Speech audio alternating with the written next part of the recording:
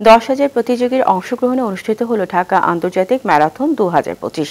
ভোর 5:30টায় run for unity, run for humanity প্রতিপাদ্যে রাজধানীর 300 ফিটে ম্যারাথনের উদ্বোধন করেন নৌপ্রধান অ্যাডমিরাল এম নাজমুল হাসান। এখন পর্যন্ত দেশে আয়োজিত সবচেয়ে বড় ম্যারাথন এটি। সেনাবাহিনীর তত্ত্বাবধানে প্রতিযোগিতায় অংশ নেন বাংলাদেশ সহ 10টি দেশের প্রতিযোগীরা।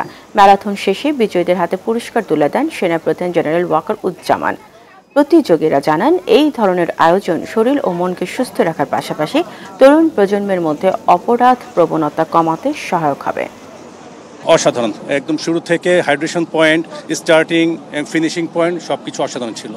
ফিজিক্যাল ফিটনেস ডেভেলপ করার জন্য, মানসিক বিকাশের জন্য, একটু ভালো থাকার জন্য আমার মনে হয় হাঁটা চলা দৌড়াদৌড়ি করা উচিত। শারীরিক সুস্থতা হচ্ছে আমার মূল লক্ষ্য। মানসিকভাবেও একজন রানারকে এটা খুব প্রশান্তি দিয়ে থাকে। অ্যাকচুয়ালি ম্যারাথন আমার দেওয়ার রিজনটা হলো কনফিডেন্ট বাড়ানো নিজের প্রতি নিজের।